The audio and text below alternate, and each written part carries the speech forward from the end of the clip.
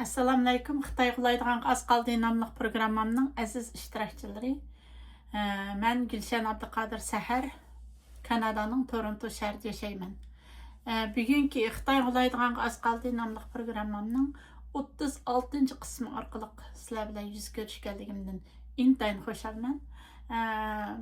Bugungi xushalligim o'lam emas. Bugun yana dunyo tavrab ketgidek shunchalik esil, shunchalik kishini hayron qoldiradigan ahvollar yuz berdi. Buningdanmi men intayin xushalman. Oldi bilan yangi yilinglarni qizg'in tabriklayman. Yangi yilda yangi natijalarni qo'lga keltirishinglarni, xushal-xuram bo'lishinglarni, umidvor bo'lishinglarni, Xitoyning qulaydiganligiga cheksiz ishonadigan bir Uyg'urlardan bo'lishinglarni to'lim umid qilaman. Kelar yil Xudoyim bursa, Alloh xolsa biz vatanda o'tkazamiz yangi yillarni. Mushundaq bir ishonch bilan, mushundaq bir umid bilan yashashimiz kerak. Ham shu dunyoning ahvolimi mushundaq bo'lganligidan bishorat beryapti. Bugungi mening yana bir xushalligim, intayin xushalman bugun. Chunki bir uxlab uxlangan vaqtimizda dunyoda nurg'un o'zgarishlar yuz berib ketdi. Masalan, xuddi bir yerlar tavrab, chaqildab titrab ketgandek yer tavrashdan yoki bir tsunami kelib butun dengizning ostlarini qo'chib, dunyo chayqilib ketgandek, bundaqa tavrinib ketgandek bir ahvol yuz berdi. Buning birinchisi Venezuelaninki bosh ministri Maduro, Amerikaningki yüksek derecedeki ilgari bir harbiy harakat berishi bilan o'z yoshirinib olgan qal'adan yoqisidan siqib turib dunyoning oldiga tortib chiqarib Amerikaningki kuchini ko'rsatish orqali qo'lga ilib put qo'liga kishallab kechada ayoli bilan uxlayotgan yerdan ilib Amerikaga ko'tarib ekanligi. Yana birisi Iranninki iqtisodiy krizisga cho'kib İranның bütün hamma yerida kishilar ko'chalarga to'kilib namoyishlarni qilinayotganligi, İran hokimiyatining vayron bo'lishi oldida turayotganligi, iqtisodiy krizis patqiga petib vayron bo'lishi oldida turayotganligi dan iborat mush ikki temani bugun men nuqtali holda mulohaza qilaman. Bularning har ikkisi, masalan, Venezuelaning bosh ministri Maduro, Venezuela bo'lsin, Venezuela shu Xitoyninki Janubiy Amerikaga qurgan yumshoq singib kirish ilmikiri bilan Janubiy Amerikadagi davlatlarni o'ziniki ta'sir ostiga ilib, u yerlarning neftini o'zining qilish uchun qurib chiqqan o'ng qo'li mundaqcha aytgan vaqtida Venezuela demak Xitoy demak deganlar kelib qolgan. Mushu o'ng qo'li mundaqcha aytgan vaqtida vayron qilindi.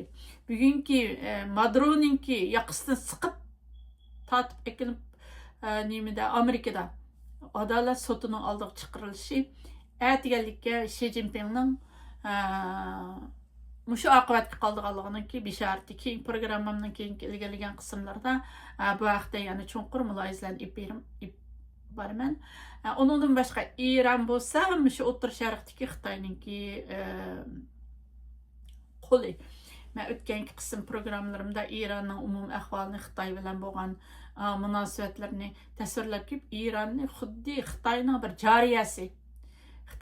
jariyasi, u bir musulmon davlat emas, balki Xitoyning bir jariyasiga o'xshab qoldi deb shunday mulohazalarni qilgandim.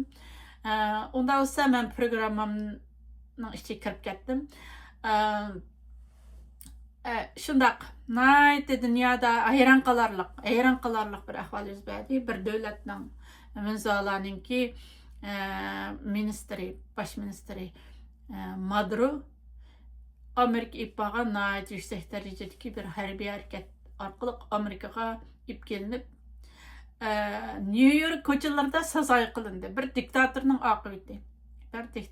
aqibati mana shunday bo'lib oyoqlashdi. Bir Xi Jinpingning g'alchisining aqibati mana shunday bo'lib oxirlashdi.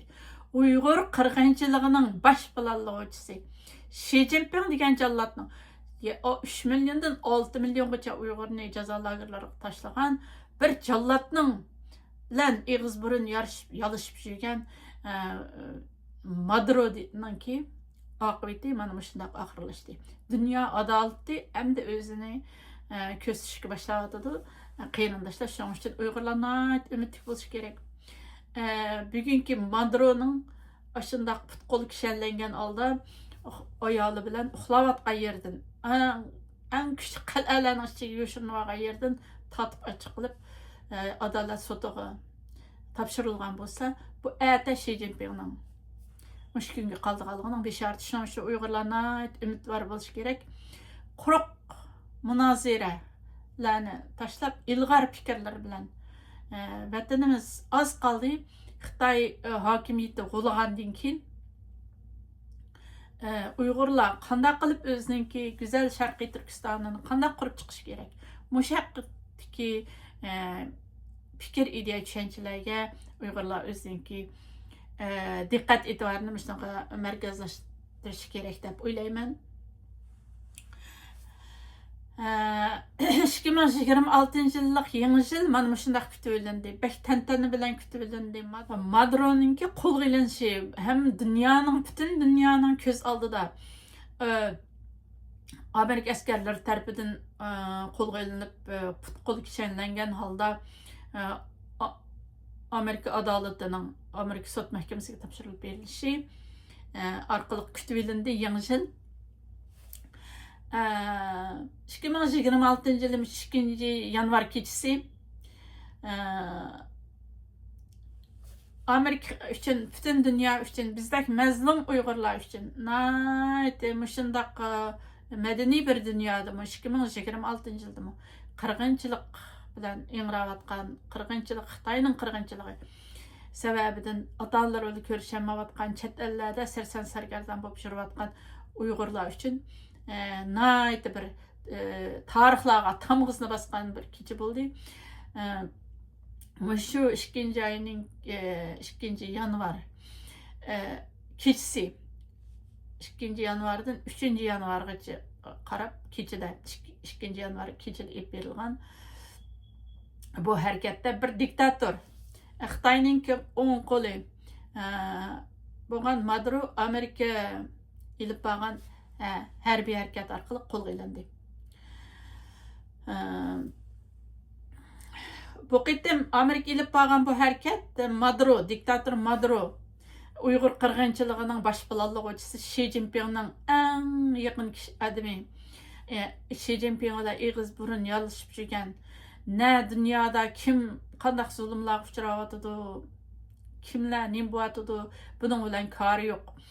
Faqat zarli chekimlik savdosi bilan shug'ullangan dunyoni intayin qalayimqon qilgan Shi Jinping, Jallat Shi Jinping bilan birlashib dunyoni zo'r darajada qalayimqon qilgan, dunyo adolatini dastlab chaylagan, dunyodagi kishilik huquq dafsandichiliklarni paydo qiluvchi birdan-bir zarli jilondan birsi Amerika tarafidan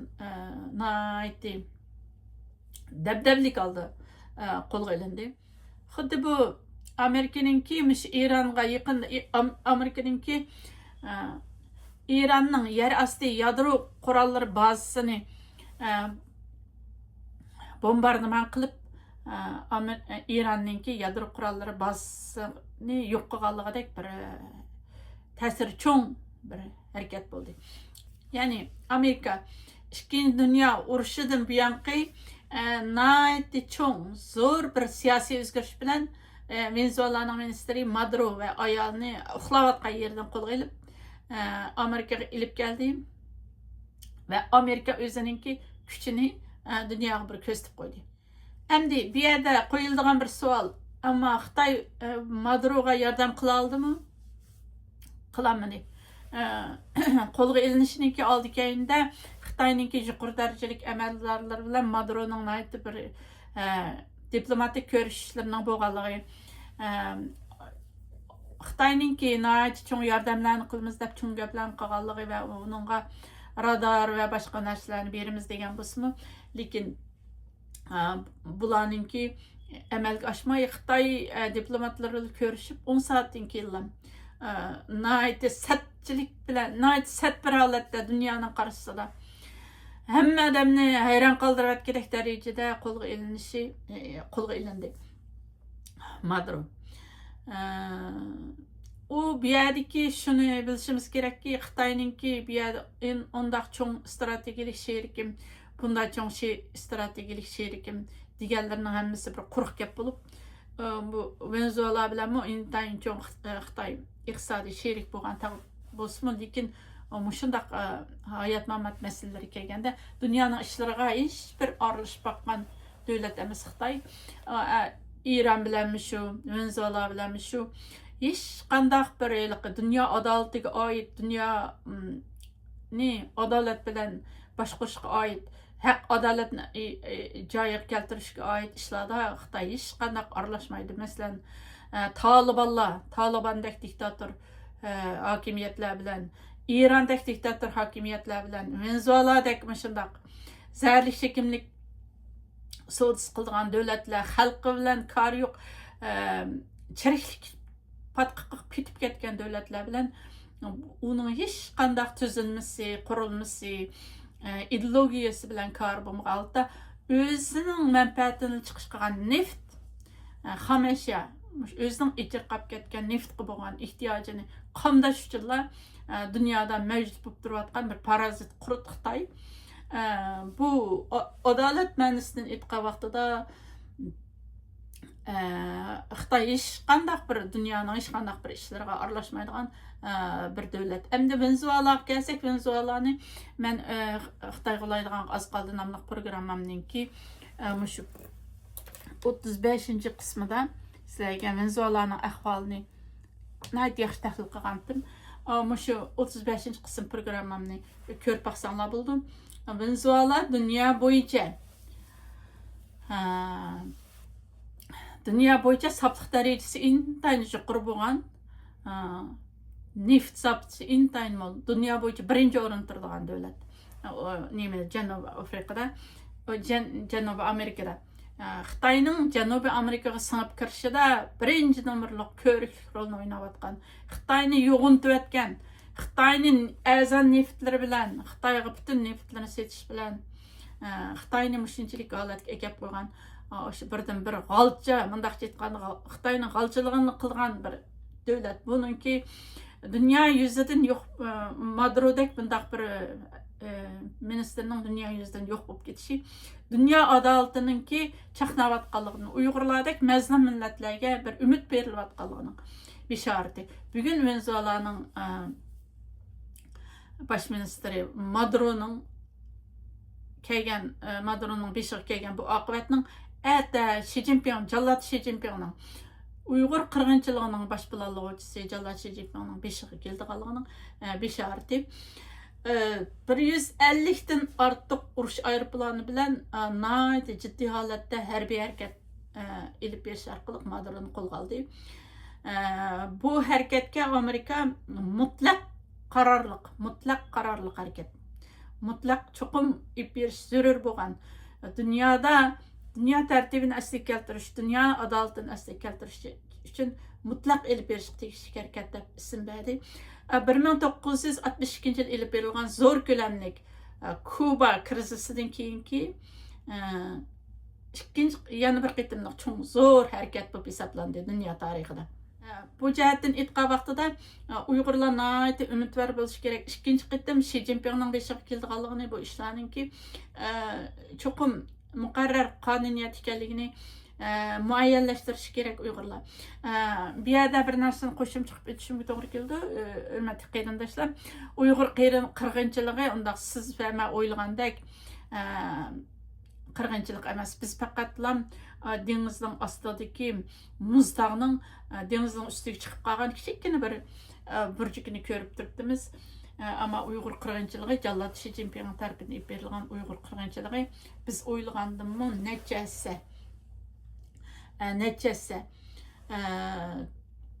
ig'ir qirg'inchilik. Buni CIA bek yaxshi bilamdi, Amerikaning CIA yaxshi bilamdi degan vaqtimizda bek yaxshi bildi.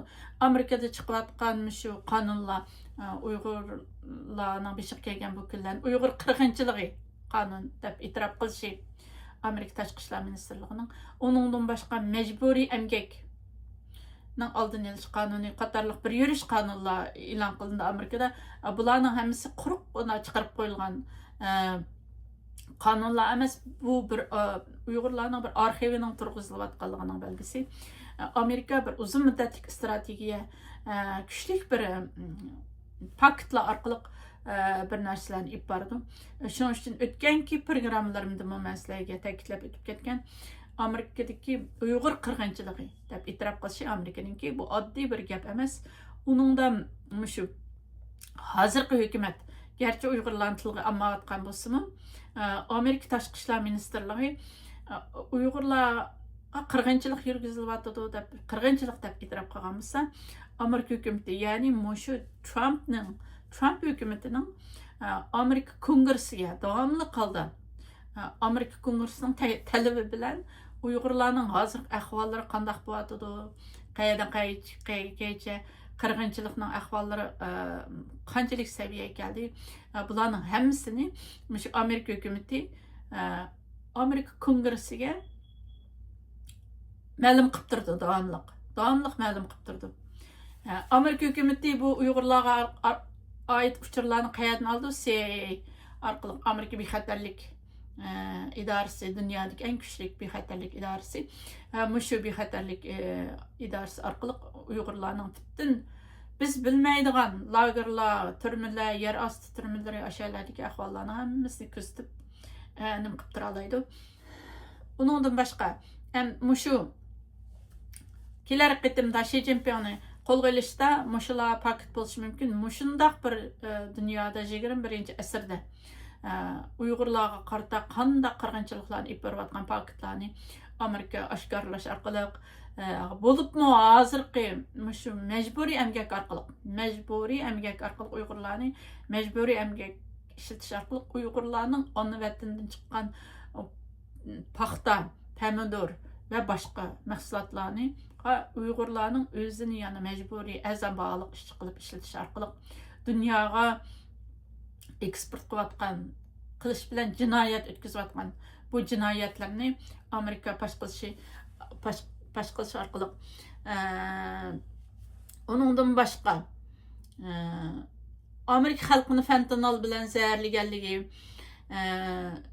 Uyg'urlarni shu qul amgiga, Uyg'urlar ustidan qul amgiga yurgizganligi, dunyoga Covid degan bir zaharlik virusni taqtish orqali butun dunyoni nurg'unlagan o'limlarni keltirib chiqqanligi jinoyatlari bilan inshaalloh Xi Jinpingni qo'lga oldi va dunyo oldida xuddi Madurodek sazoyi qilindi. Maduroni shu Amerika qurol qochoqchiligi va zaharli chekimlik terrorizm bilan qo'lga oldi. Bularninki hammasida shu zaharli chekimlik va qurol qochoqchiligi shu hammasining oqisida Xitoy bo'lib, Venezuela orqali butun Janubiy Amerikani qalayimqon qilib, Amerikaga qarshi Janubiy Amerikada bir kuch shakllantirgandi Xitoy. Maduroning tutib berganligi, ya'ni Maduroning beshiga 50 million Amerika dollari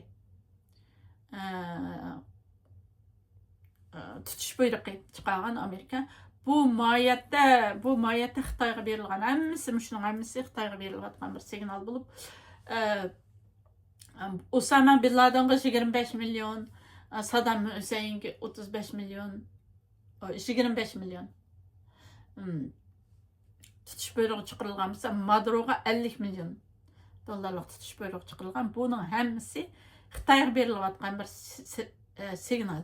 Seningmi diqqat qilmasang, seningmi oqibating shu Madurodek bo'ldi deyotganligining bisharati. Shuning uchun inshaalloh Xudoyim bilsa bizga az kunlar qoldi.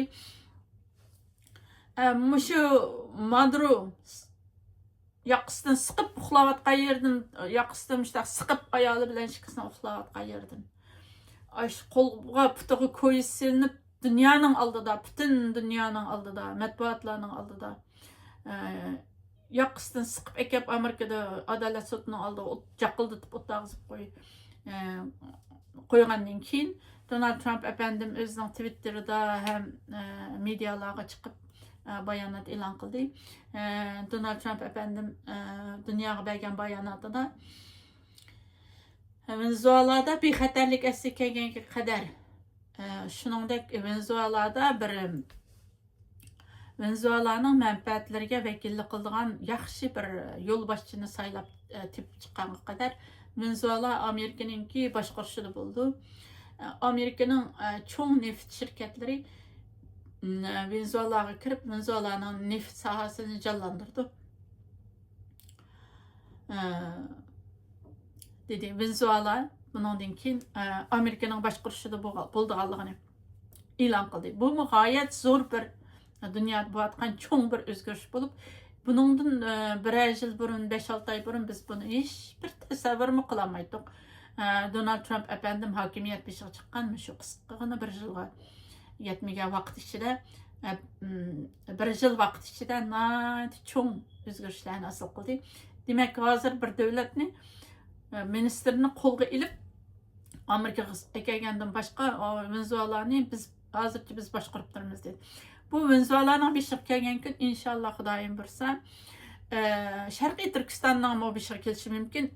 Sharqiy Turkistonni sen bu yerda mush 21-asrda mush Uyg'urlarning faqat bir yo'l bir balvoq shirin tushungning yurigida bo'lib qolganligi uchun sening shu Xitoy iqtisodiy Pokiston iqtisodiy koridorining markazida bo'lib qolganligi uchun Uyg'urlarning ana vatanning Qo'rg'as yo'li orqali O'rta Osiyoga tutishadigan, Yevropaga tutishadigan bir yo'lning ustidagi strategik o'ringa ega bo'lib qolganligi uchun shunchalik darajada qirg'inchiliklarni epiryapmiz deb biz bilmaydigan qirg'inchilik paketlarini Amerika o'tirg'i chiqarish orqali uningdan boshqa shu mecburi emgekdeki nayeti nurgulgan paketlarni yana o'tirg'i chiqarish orqali ham fentanyl bilan zaharlaganligidek nimalar paketlar orqali biz Sharqiy Turkistonda bir normal hayot asli kaychi Uyg'ur xalqi o'zining o'rnidan dasturib o'zini o'zi idora qilib ketalaydigan bir vaqt mezgilga kaychi biz Sharqiy Turkistonni Amerika biz boshqarib turibmiz. Amerikanın neft şirketleri, Amerikanın konsulxanaları, Amerikanın kişilik hüquq təşkilatları, Amerikanın ma'ariflari, Amerikanın Uyg'urlarga yordam qilgan nurg'un xayr saxovat organlari Sharqiy Turkistonga kirib, Sharqiy Turkistonning xalqining qad ko'tarishi, Sharqiy Turkiston xalqining o'z davlatini o'zi idora qilib, o'z mang'izalaydigan holat kaychi bu orliqda biz Uyg'urlarni qo'llash yuzasidan biz Sharqiy Turkistonga kirib, Sharqiy Turkistonga yordam beramiz.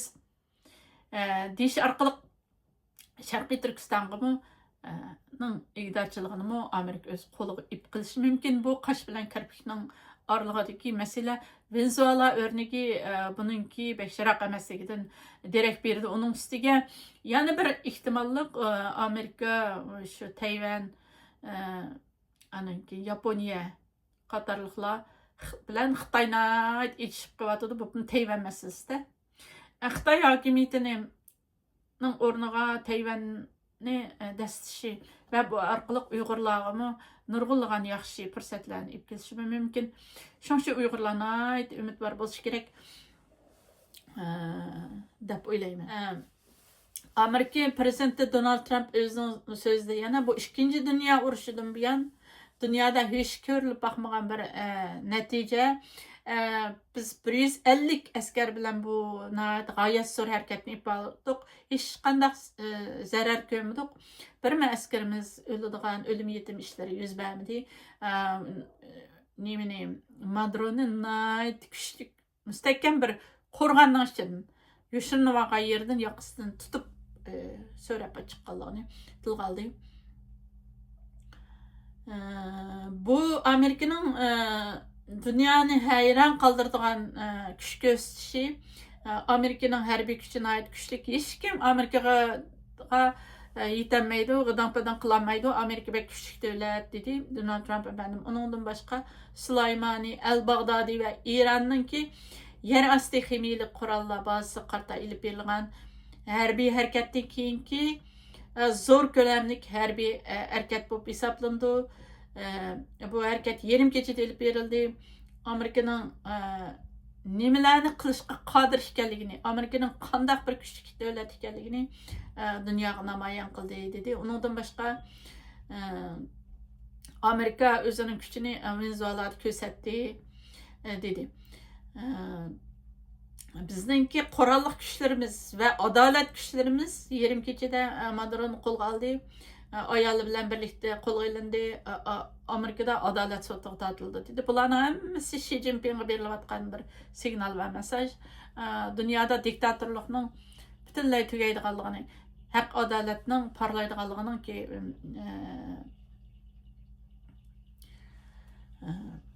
bishartdan iborat.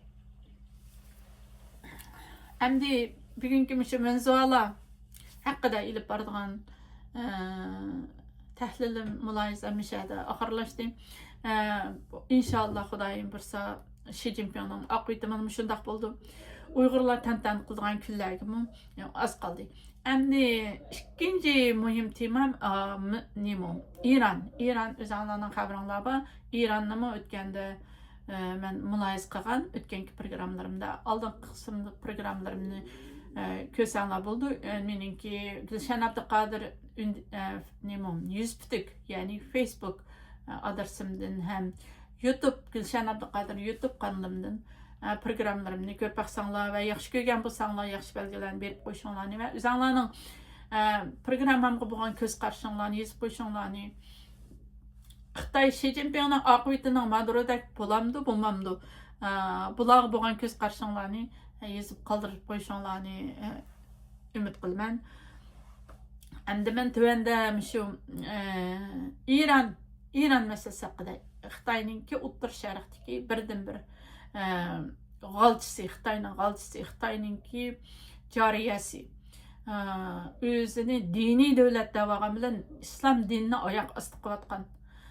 Hech qanday islomning haq adolat prinsiplari bilan, axloq prinsiplari bilan hech qanday bir munosabatim yo'q. Faqat diniy davlat da'vogan.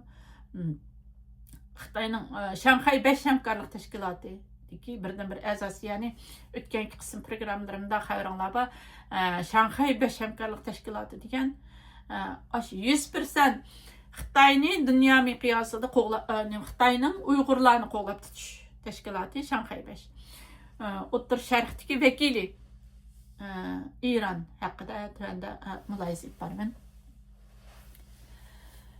Shundaq bu kunlardagi yana bir dunyoni hayron qoldiradigan ajoyib g'oyat zo'r xabarlarning biri İranning cho'kish oldida turayotganligi, İranning intayin ig'ir iqtisodiy buhronga cho'kib qolganligidan iborat. Bu iqtisodiy buhrondan Xitoy İranni qutuldira olamdi.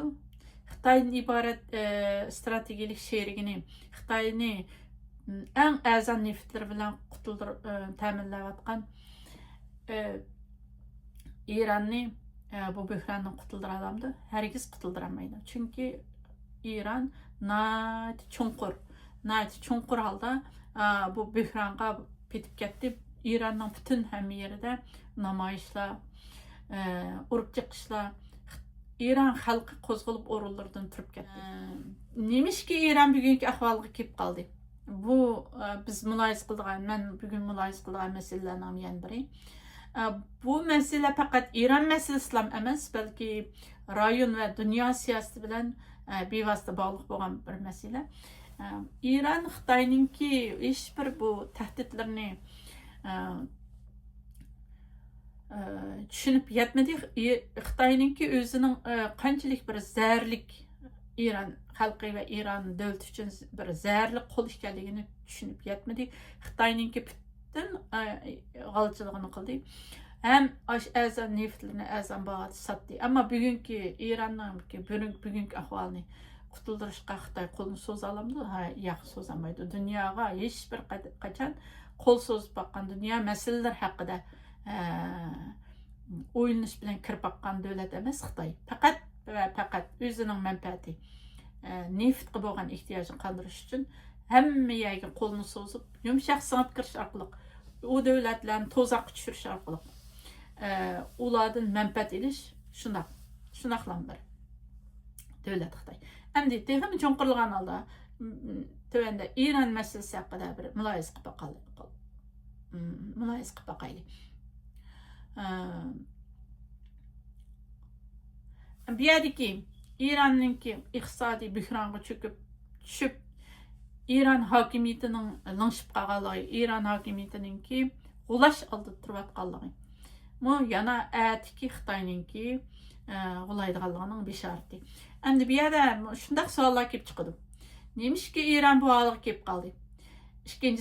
Birinchisi İran nemishki bu ahvolga kelib qoldi? Ikkinchisi Xitoy bilan sheriklik, Xitoy bilan ig'iz burun yolishish, Xitoy bilan bo'lgan bir kommunist diktator hokimiyat, bir Uyg'urlarga ilib berilgan 3 milliondan 6 milliongacha bo'lgan Uyg'urlarni jazo lagerlariga tashlaydigan Uyg'ur qirg'inchiligining bosh planlovchisi bo'lgan Xi Jinping bilan ig'iz burun yolishib yurgan bu Xitoy İranni mushunchalik darajada ig'iz burun yolishib yurgan bo'lsa, Xitoy bilan İranni qutuldira olamdi.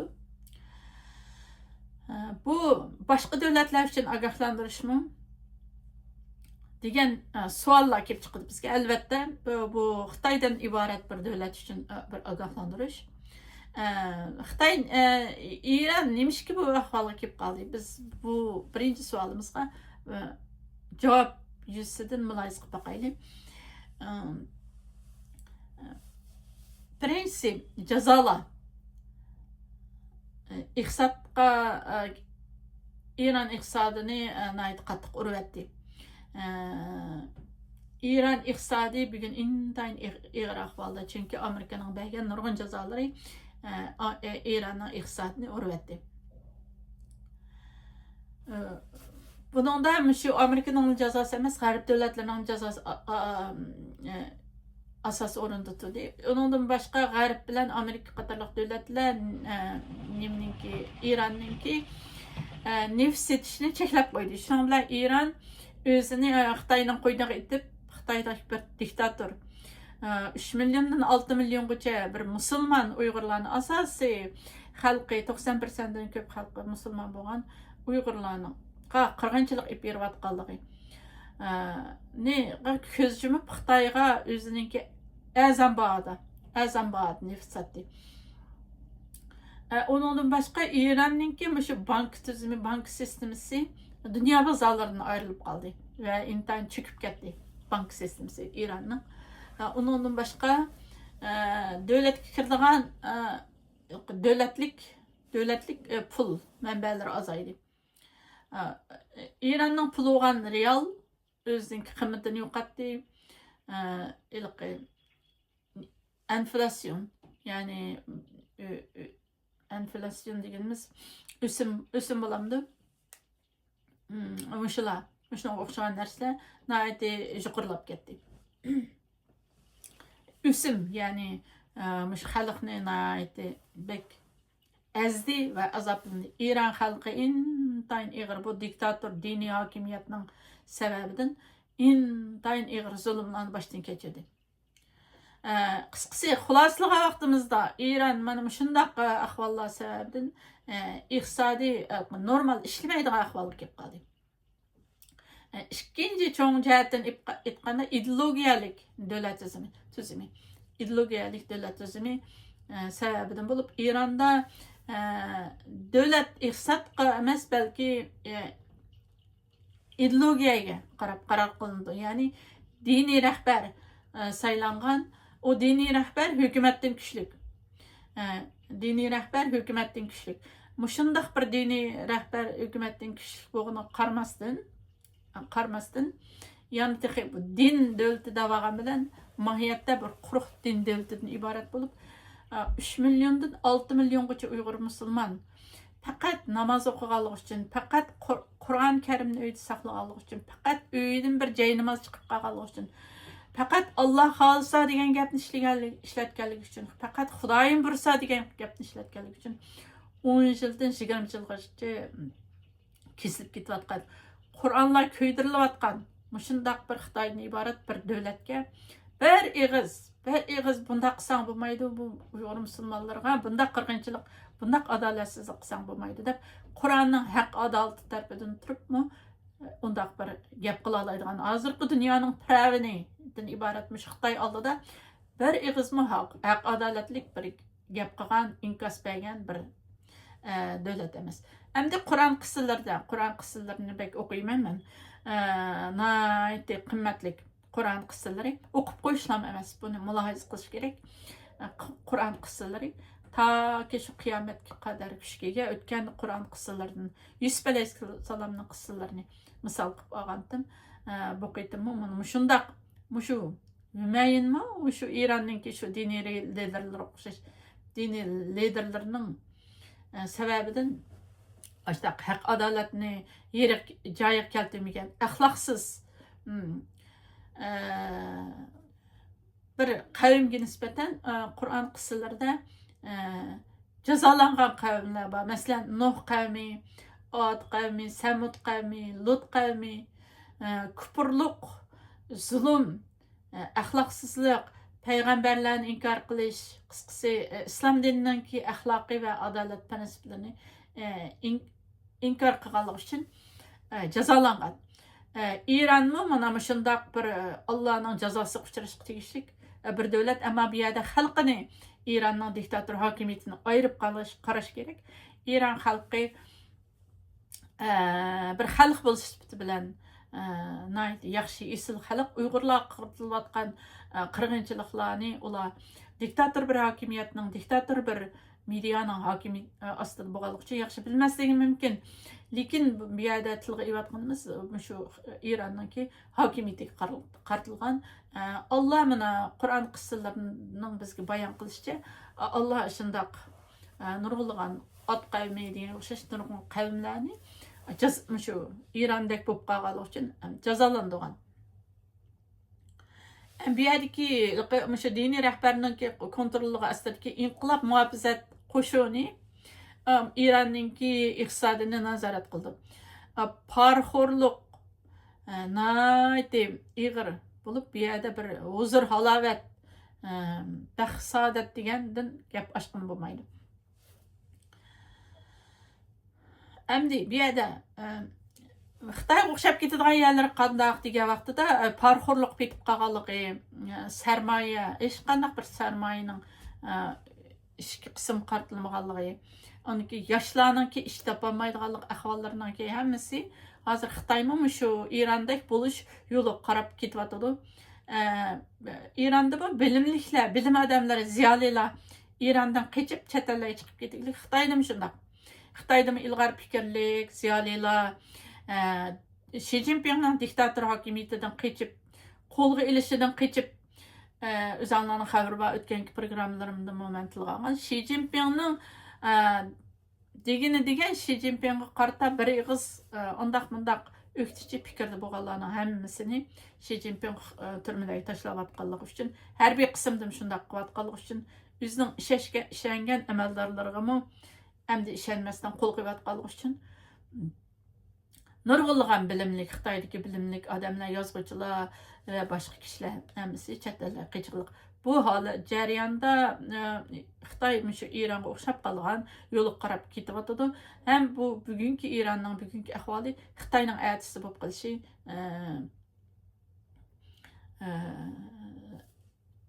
nihoyatda qosh bilan kirpikning oralig'ida. Uningdagi ideologiya iqtisodni kontrol qilib, masalan, diniy ideologiya iqtisodni kontrol qilib, iqtisodni davlatning bir butun manfaatiga vakillik qilgan iqtisodni ideologiyaning o'rniga qo'yib qurbon qilyotdi. Uningdan boshqa shu Ironning cho'kib ketishi, hozirgi ahvolga kelib qilishidagi yana bir uchinchi cho'ng sababning birisi tashqi urushlar, ishki yo'qotishlar, ishki jihatda diktator bo'lib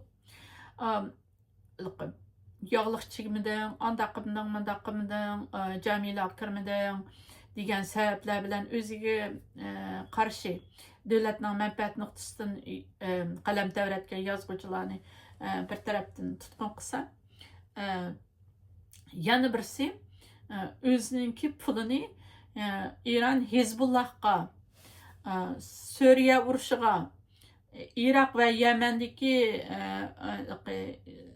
qurolli radikal kuchlarga ishlatib keldi. Bunun bilan İran xalqini kambag'allashdi, norozilik oshdi. İran xalqi biz yalang'och qoldik. Nimishki biz shunday yalang'och holatda turib olsak, pul chet eldagi radikal Hizbullah bu deganda kuchlar ketadi degan bir norozilik kuchaydi. Tashqi jihatda o'shalarga radikal kuchlarga yordam qilish jihatda qudratlik bo'lish orzusi ichki jihatdagi Iranning ichki jihatdagi qarshilikni va norozilikni kuchaytiryapti. Bu jihatda Xitoy hozir mana Xitoy bu jihatda shu Iranning shu ahvoliga qarab ketyapti. Xitoy ichki jihatda yoshlar intayin umidsiz iqtisod orqaga chekinayotgan bir ahvolda. Xitoy shu bir balvoq bir yo'lga qancha milliardlagan dollar pullarni xashlab, hozir u pullarni taqatgan qarz pullarini Xitoy qaytarib ekilamayotdi. Xitoy bankalari bu taqatgan qarz pullarini qaytarib ekilamayotdi. Buning o'rniga shu davlatlardagi muhim portlarni, muhim yerlarni, muhim shu davlat xalqlarining manfaati uchun intayin muhim rol o'ynaydigan yerlarni tatib olish orqali shu o'z qarz pul davlat taqatgan davlatlardagi xalqlarning g'ururiga tegyapti. Ordumsin deb sanqiyapti. Manfaatlarini daxl tarzi yetkazyapti. Haq adolatlarni prinsiplarini dastlab chaynayapti. Shu davlatlardagi diktatorlar bilan birlashib, u xalqni texmo battar ezishga, u xalqlarni umidsizlik patirib qo'yishga harakat qilyapti. Xitoy bu jihatda mana o'ziniki pulni o'zining ichki qismidagi bozorlarni jonlantirishga, erkin demokratik yo'llarga, erkin demokratik ideologiyalarga xashlashning o'rniga ashundoq oxirgi natijasi yo'q, plansiz narsalarga xashlaganlik uchun hozir mutaxassislar Xitoyninki bir balvoq bir yo'l, shu shirin tushuning mag'lub bo'layotganligini o'tirib qo'yapti. Bu mag'lub bo'lishlar, bu iqtisodiyotning cho'kishlar Xitoyning oxiri shu Irondagi bir oqibatga so'rab kirdi inshaalloh. Xitoy Amerikaninki nurg'ulg'an iqtisodiyot jazo berishlari, G'arbning Xitoyninki nayt zarlik bir dunyoni zaharlaydigan moyitini tunib yetayotganligi Xitoyga bo'lgan besimni texim oshirib, Xitoyninki shu Irondagi bir yo'lga kirib qilishga sababchi bo'lishi mumkin. Bugungi Ironninki oqibati Xitoyning atisi bo'lib qolishi mumkin. Yana bir bu yerda qo'yilgan bir cho'ng bir savol bor biz dunyoga. Nima uchun Xitoy va Rossiya nimishki bu Ironni qutuldiramadi? Rossiyani bir chetga qayirib qo'yib turaylik. Xitoy nimishki qutqizamadi? Eng cho'ng iqtisodiy sheriki. Venezuelani nimishki qutqizamadi? Eng cho'ng iqtisodiy sheriki. Xitoyning u shekar yaltilgan bir zambarak o'qidni qog'ozga yasalgan zambarak deb qo'yamdik. Shunga o'xshash bir nima. U Xitoyda iqtisodiy eng cho'ng iqtisodiy sherikchilik, voy andaq sherikim, voy mundaq sherikim u deb ketganlarning hammasi quruq gap. Buni Xitoyning mana shunday quruq gap qilgan bir moyitini dunyo tanib yetadi. Ham bu orqali dunyoga Xitoy shunchalik darajada dunyoga adolatsiz bo'lsa, o'zininki sheriklarini qutuldirib chiqargan darajada nomard o'zining lafzi tutmaydigan bo'lsa, bu Uyg'urlarga nimalarni qilmoqchi degan bir savolni qo'ydi. Xitoyninki bu Iran bilan bo'lgan iqtisodiy sherikchiligi faqatlam neftdan iborat. Bu yerdagi neft azon oldi. Lekin ilqini hech qanday bir xatar o'ziga xatar kelib qolgan masalalarda aralashmaydi. Faqatlam Iranning neftini azanlab setibası boldy. Endi bu Xitoy andan keyin İran'a iş bir liqini çoğ sermaye sanmaydı. Yani meblag sanmaydı. Bunu bildi. Aşı dini liderler hümeyyama şu aşı dini liderleri Xitoyning ki özüge ait çoğ resmi samavat qalğany İranni bexatar dep qarmayotganligi ne bilip tursunmu? Lekin Xitoyning xalqchiligini, yalaqchiligini qilib, Shanxay 5'te imkoniyat tashkilotlariga kirdi va shundaq Uyg'ur musulmonlarni qo'llab tutib turgan tashkilotlarga kirdi. Xitoyga shu neftni azam bahat setib Xitoyni beyitidi. Xitoyni mundaq jetqaqtida kuchlantirdi. Buningdan ortiq bir hokimiyat uchun razillik bo'lmas. Men bu konuda nuqtada shu İran xalqiga bek hissdaşlık qilman. İnşallah bularning bu hokimiyatning oxiri kelib qoldi. Xitoy İranmi qulaydi, Xitoyning hokimiyatini qulaydi. Bu biz o'ylagandan nurg'un ilg'or ishlar biz bir uxlab uxansak yangi dunyo xaritasida yangi o'zgarishlar bo'lgudek darajada ahvollar yuz beryapti. Dünya o'zgarib shakllanib çögüleş jarayonida nurg'unlagan hokimiyatlar çöküp ketib yana bir kuchlar parlab chiqdi. Bu parlab chiqqan kuch Uyg'urlar bo'ldi albatta. Demak, xuloslasak, İran bugungi ahvolga kelib qoldi. Chunki jazolar uni bo'g'di. Yoqistinmishlar, bo'g'di. Xitoy nima bo'g'di bu jazolar inshaalloh. Deganimizdek yoshlar intayin umidsiz. Bu umidsizlik, yoshlardagi umidsizlik Xitoyda intayin ig'ir o'tgangi qismda men qaysi qismda 34-qismdami shunday Xitoyning ichki ahvoli cho'kishga qarab ketayotganligini ichki ahvollarini mulohaza qilgan vaqtimda yoshlardagi umidsizlik haqida to'xtalgandim. Yoshlar umidsizlangan vaqtida bir davlatning kelajagi bo'lmaydi. Chunki yoshlar shu davlatning, shu millatning kelajagi. Yoshlar umidsizlanganligi uchun, yoshlar shu hokimiyatdan norozi bo'lganligi uchun davlat bilan xalq orasidagi bog' uzilib qoldi. Davlat bilan xalq orasidagi bog'ning uzilib qolishidan iborat bu Eronda yuz bergan bu ahvollar Xitoyda intayin ig'ir bo'lib, Xitoy xalqi asosan hozir Xitoy hokimiyatiga ishonmaydi. Shi Jinpingga ishonmaydi. Xitoy kommunist hokimiyatiga qat'iy ishonmaydi. Shuning uchun Xitoyningki uymilik shirkatlarining cho'kib ketayotganligi shundan iborat bo'lib, Xitoy shunchalik nurg'un uylarni sevatgan bo'lsin, lekin ularga ishonmaganlik uchun Xitoy xalqi setolmay uymilik shirkatlari hozir vayron bo'lsa ahvolda. Xitoylar ishonmaganlik uchun u pul xashlashni xohlamaydi. O'zining tasodifan bir ish bo'lib qolsa, u pullarni shunga ishlatish uchun yo boshqa yoqlarga qochib ketish uchun ishlatish uchun yanchiqda saqlaydi. Xitoy banklariga mancha ishinib ketmaydi. Endi xuloslagan vaqtimizda Eron nemishqa bugungi ahvolga kelib qoldi. Sabab faqat Amerikaning va G'arb dunyosining jazolari bilan emas. Ideologiyalik davlat tuzumi, tashqi urushlarga jiq pul xashlab ketish, parxo'rlik va yoshlarning umidsizligi Eronni bu nuqtaga keltirib qo'ydi. Xitoy bilan Rossiya qutqizolmaydi, Xitoy hargiz qutqizolmaydi, ham qo'lini so'zmaydi. Xitoyning faqatlam shu seg'ib ichadigan kaliqvasi bo'ldi Eronni, neftni seg'ib ichadigan bir kaliqning o'rnidan ko'rdi Eronni. Bu dunyoda nurg'unlagan savollarni paydo qildi. Eron xalqining Xitoyga bo'lgan tushunchalarida nurg'un savollarni paydo qildi. Faqat Xitoy bilan Rossiya Erondan foydalandi xolos. Bu boshqa davlatlar uchun ogohlantirish belgisi ham uningdan boshqa. Bundan keyingi dunyo tuzilmasininki qaytadan barpo qilinishida ko'p tajribalarni berdi. Eron xalqining o'rnidan dasturib Xitoyninki mohiyatini tunib yetib Eronda yangi bir demokratik bir tuzilmani barpo qilishi jarayonida Xitoyning kim ekanligini qanchalik bir zarlik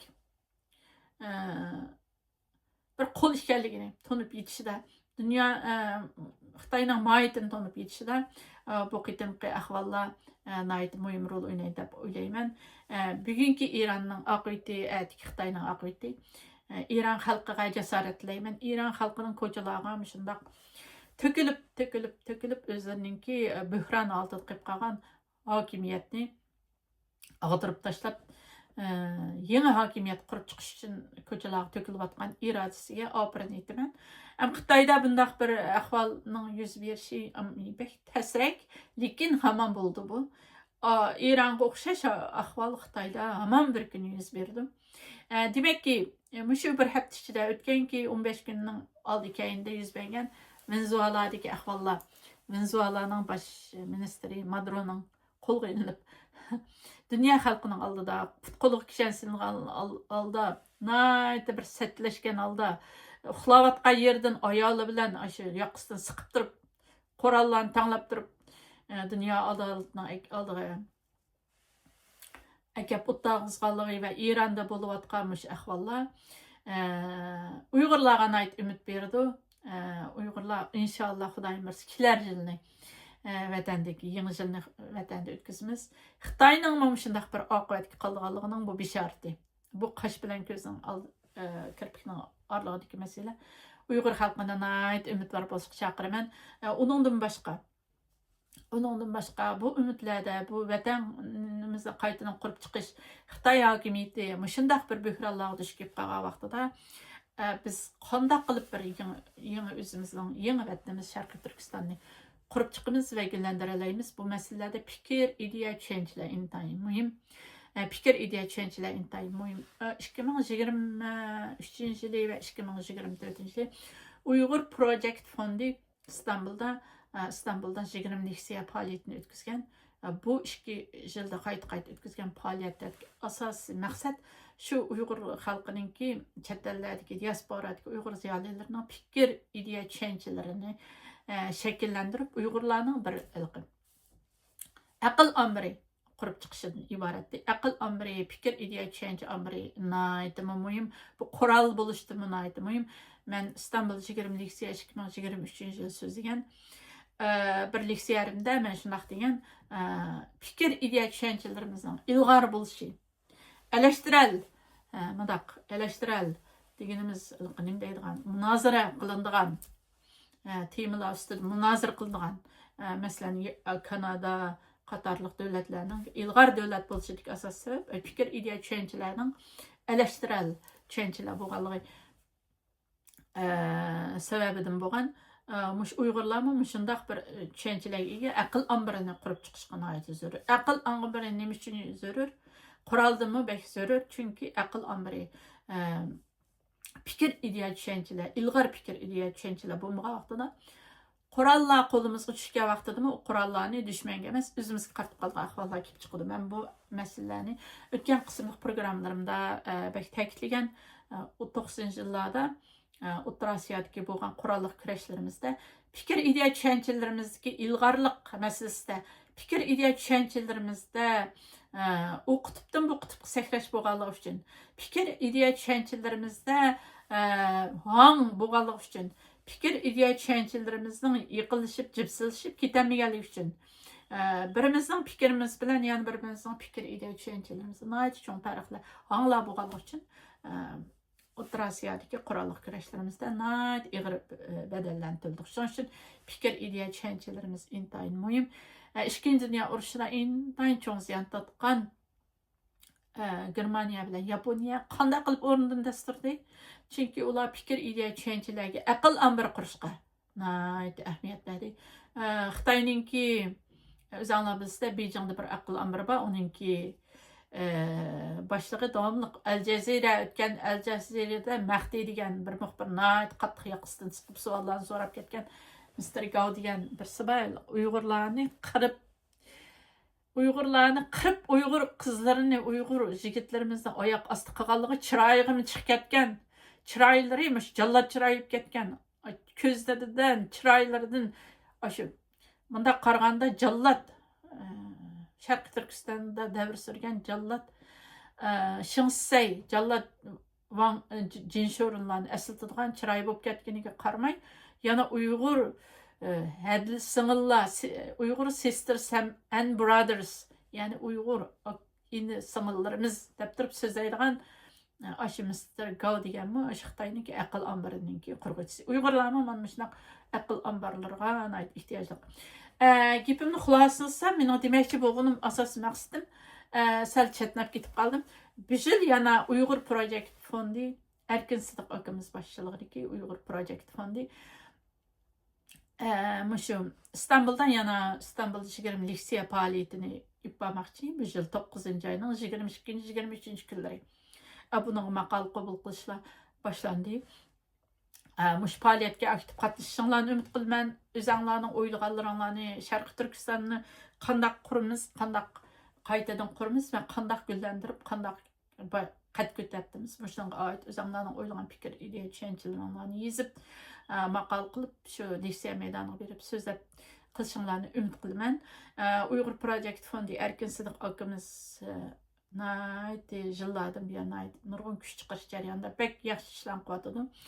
Uyg'ur Project fondininki qarmog'i ostida Uyg'ur axborot markazi bor, yaxshi ko'zdagimsin. Bular bu Uyg'ur axborot markazida oldingi sapda va oxirgi sapda o'zini ko'rsatib va ko'rsatmay ishlayotgan, un-tinsiz ajr singdirayotgan Uyg'ur axborotchiligiga tuhfa qo'shish uchun o'zinglar bilsizlar, qalam ko'rishi, axborotchilik bularga kuch zehn ketadi. Hech qanday pul muammasdan un-tinsiz bijandılık bilan ishlab berayotgan qarindoshlarımizga o'zimning cho'nqur rahmatlarimni bildiraman. Uningdan boshqa Uyg'urlar nomli jurnalni chiqaryapti Uyg'ur Project fondi. Bu jurnalmi hozir 60-qismda ishib ketdi deyman. Yaxshi chiqyapti. Ko'zdagimizin Erkin Sidiq akamizdek akıllarimizga vatan millat uchun cho'ng xizmatlarni qilyapti. Uningdan boshqa shu 2023-24 yildagi İstanbul 20 liksiya faoliyatiga qabul qilingan asarlardan Davr va biz nomli 2 kitobni nashr qilib chiqadi. Bularning hammasi Uyg'ur Project fondining tor beti PDF nusxasini ko'ra olasizlar. Bu kitobga maqol yozgan, ajr singdirgan va bu kitobning tahrirligini, maqolalarning tahrirligini qilgan va maqolalarningki temisningki baholash ishlarini ustiga olgan. Mayli kitobga ism kirgizilsin, kirgizilmasin, hech qanday minnatsiz holda oqib turib xizmat qilgan, chet ellarda xizmat ishlab, oilasini biqib, jenini biqib, yana mushundaq vatan millatning qalam ko'rish uchun kurash qilayotgan, ajr singdirayotgan qarindoshlarga cho'ng ehtiromlarimni, hurmatlarimni bildiraman. Bir millatning yozuvchilari shu millatning vijdoni. Her bir qalam bir meşal. Chet ellarda bizningki yozuvchilarimiz qalam tavratayotgan kishilarimiz az. Yig'ib kelgan vaqtda 20-30 ga yetmaydi. Lekin mushular yana mushu ozliqlar bilan ko'p tirishchiliklar qilib Uyg'ur qirg'inchiligi yo'l qo'yilgan Xitoy yurgizgandan buyon shu 2016dan hozirgacha bo'lgan 10 yılga yaqin vaqt ichida ko'p mehnat ajrlarini qildi. Shuning uchun chet ellarda izchil qalam tavratayotgan qalamkashlarimizga hurmatlarni bildirishimiz, ularni hurmat qilishimiz, ega chiqishimiz, ularning emgaklariga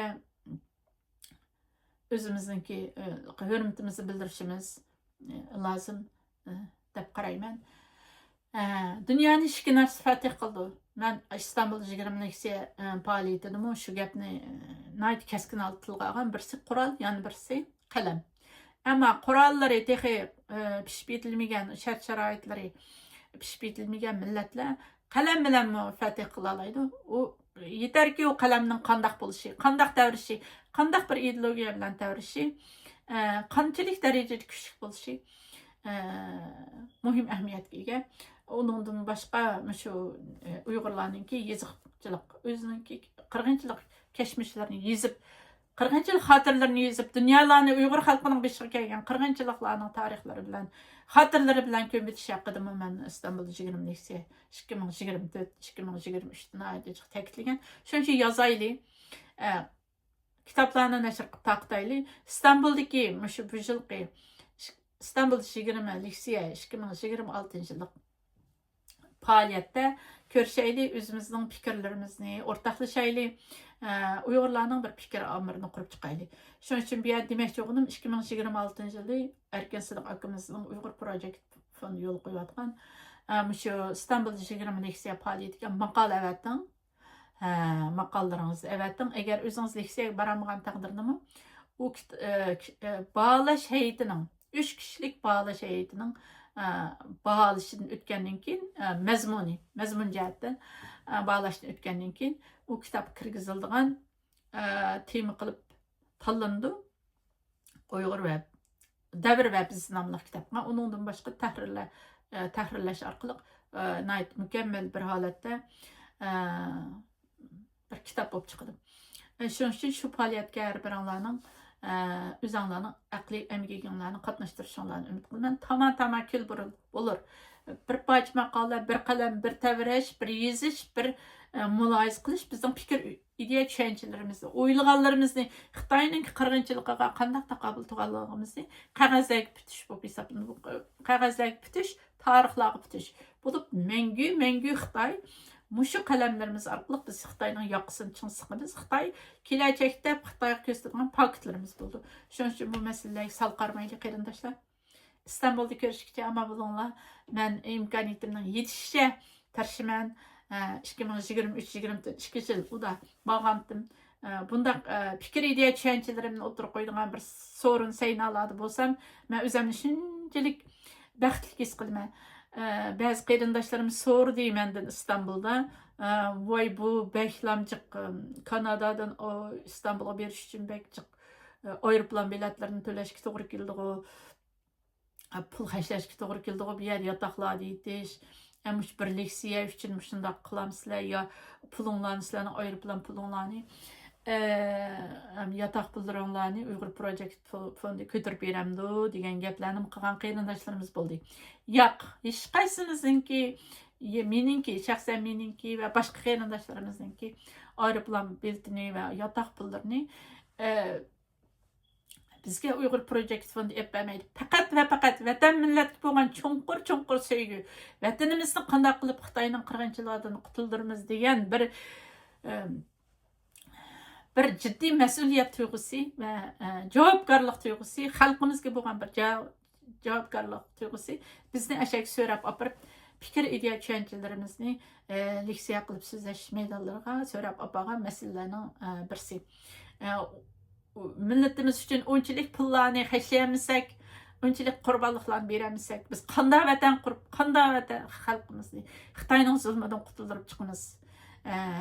Shuning uchun unda leksiya maydonlariga men o'zimning shaxsiy chiqimimni chiqarib berishga men har zaman tayyor.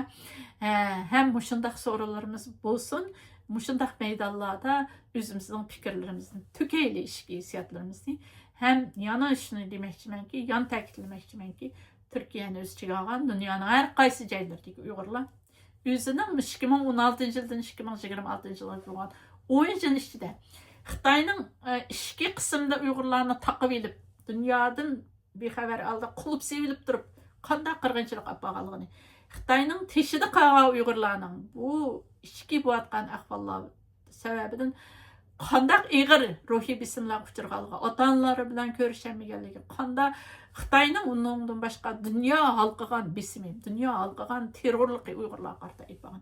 Mush ahvollarni xotir qilib yozish kerak. Xotir qilib dunyoni shu xotirlari bilan turishtirib o'tish kerak. Biz faqat qila oladiganimiz shu qalam orqali biz dunyoni qoyil qila olamiz. Eng oxirida bizning mush qalamlarimiz, yozgan xotirlarimiz dünya xalqining o'rnidan dasturib Uyg'urlarni bilishiga sababchi bo'ldim. Kelar qitimliq programmamda, ya'ni Xitoy g'ulaydiganga oz qoldi. Ya'ni Xitoy hokimiyati g'ulaydiganga oz qoldi. Nomli programmamning 37-qismida ko'rishguncha omon bo'linglar, xayr xo'sh.